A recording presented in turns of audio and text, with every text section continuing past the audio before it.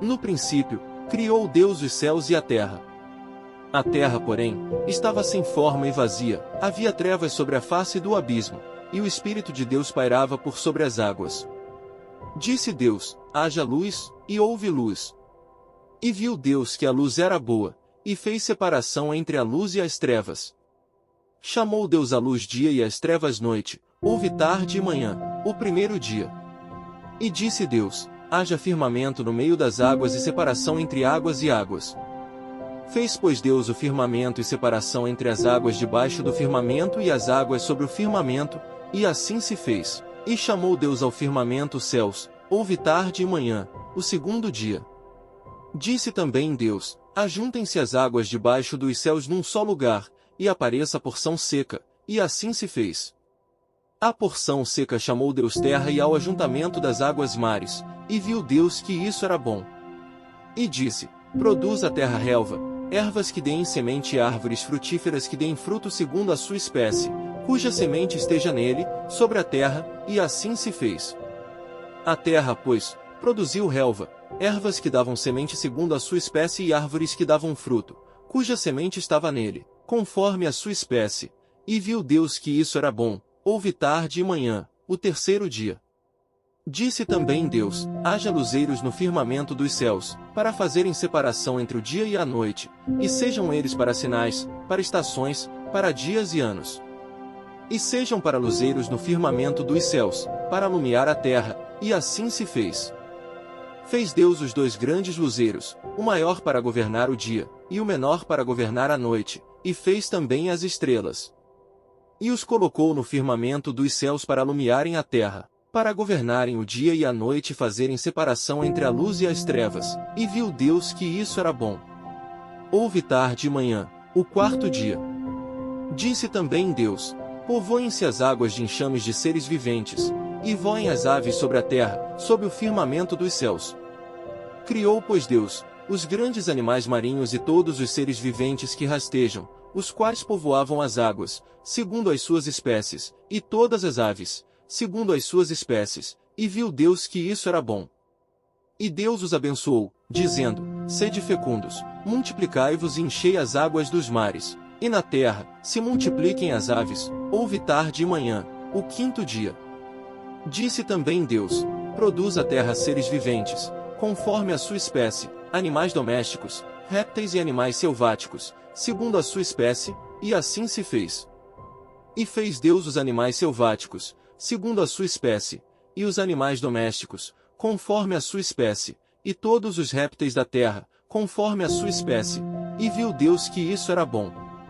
Também disse Deus: façamos o homem à nossa imagem, conforme a nossa semelhança, tenha ele domínio sobre os peixes do mar, sobre as aves dos céus, sobre os animais domésticos, sobre toda a terra e sobre todos os répteis que rastejam pela terra. Criou Deus, pois, o homem à sua imagem, a imagem de Deus o criou, homem e mulher os criou. E Deus os abençoou e lhes disse: sede fecundos, multiplicai-vos, enchei a terra e sujeitai-a, dominai sobre os peixes do mar, sobre as aves dos céus e sobre todo animal que rasteja pela terra.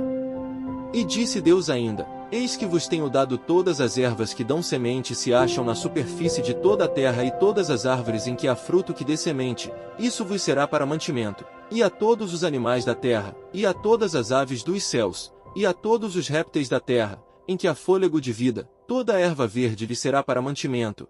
E assim se fez.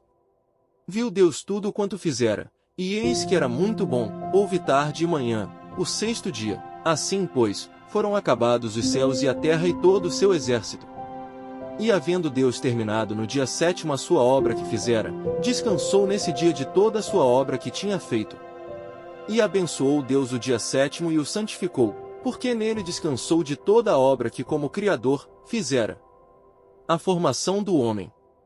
Esta é a gênese dos céus e da terra quando foram criados, quando o Senhor Deus os criou. Não havia ainda nenhuma planta do campo na terra, pois ainda nenhuma erva do campo havia brotado, porque o Senhor Deus não fizera chover sobre a terra, e também não havia homem para lavrar o solo. Mas uma neblina subia da terra e regava toda a superfície do solo. Então formou o Senhor Deus ao homem do pó da terra e lhe soprou nas narinas o fôlego de vida, e o homem passou a ser alma vivente. E plantou o Senhor Deus um jardim no Éden, na direção do Oriente, e pôs nele o homem que havia formado. Do solo fez o Senhor Deus brotar toda a sorte de árvores agradáveis à vista e boas para alimento, e também a árvore da vida no meio do jardim e a árvore do conhecimento do bem e do mal. E saía um rio do Éden para regar o jardim e dali se dividia, repartindo-se em 4 braços. O primeiro chama-se Pison, é o que rodeia a terra de Havilá, onde há ouro.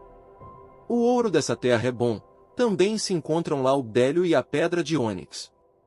O segundo rio chama-se Gion, é o que circunda a terra de Cuxi. O nome do terceiro rio é Tigre, é o que corre pelo oriente da Síria, e o quarto é o Eufrates.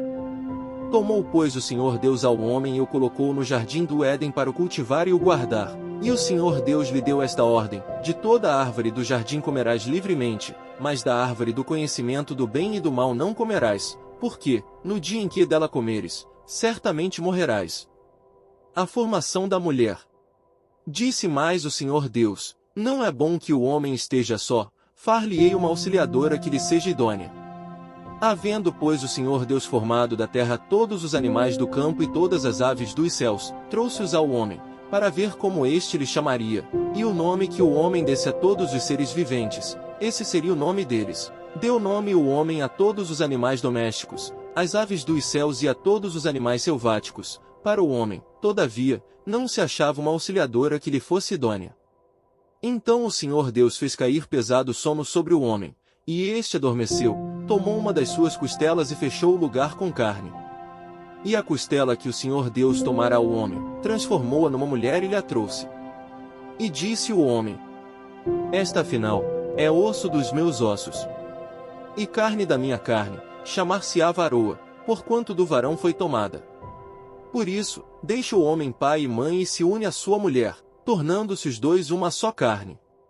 Ora, um e outro, o homem e sua mulher, estavam nus e não se envergonhavam.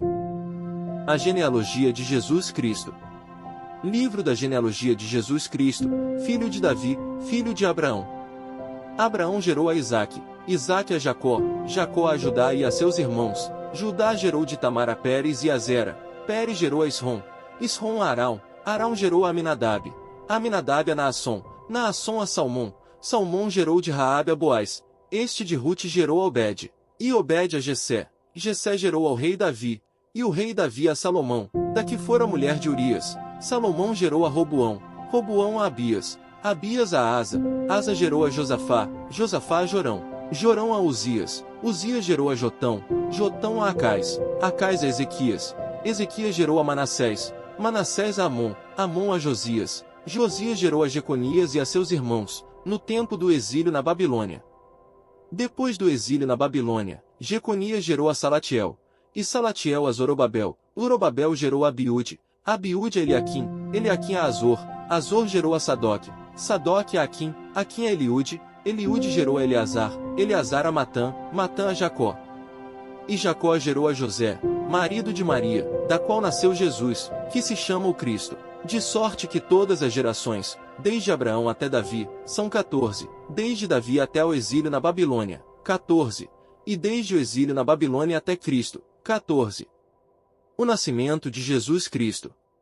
Ora, o nascimento de Jesus Cristo foi assim: estando Maria, sua mãe, desposada com José, sem que tivessem antes coabitado, achou-se grávida pelo Espírito Santo. Mas José, seu esposo, sendo justo e não a querendo infamar, resolveu deixá-la secretamente. Enquanto ponderava nestas coisas, eis que lhe apareceu, em sonho, um anjo do Senhor dizendo: José, filho de Davi, não temas receber Maria tua mulher, porque o que nela foi gerado é do Espírito Santo. Ela dará à luz um filho e lhe porás o nome de Jesus, porque ele salvará o seu povo dos pecados deles. Ora, tudo isto aconteceu para que se cumprisse o que fora dito pelo Senhor por intermédio do profeta. Eis que a Virgem conceberá e dará à luz um filho, e ele será chamado pelo nome de Emanuel.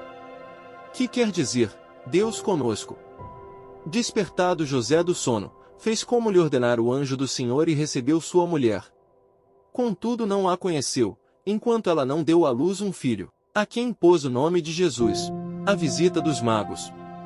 Tendo Jesus nascido em Belém da Judéia, em dias do rei Herodes, eis que vieram os magos do Oriente a Jerusalém.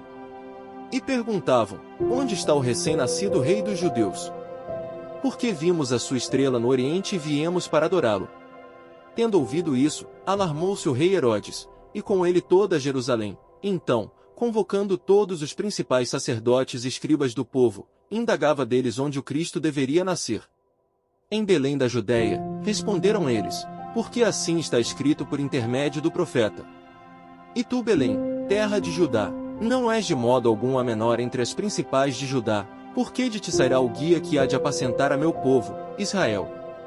Com isto, Herodes, tendo chamado secretamente os magos, inquiriu deles com precisão quanto ao tempo em que a estrela aparecerá. E enviando-os a Belém, disse-lhes: ide informar-vos cuidadosamente a respeito do menino, e quando tiverdes encontrado, avisai-me para eu também ir adorá-lo. Depois de ouvirem o rei, partiram, e eis que a estrela que viram no Oriente os precedia, até que chegando, parou sobre onde estava o menino. E vendo eles a estrela, alegraram-se com grande e intenso júbilo.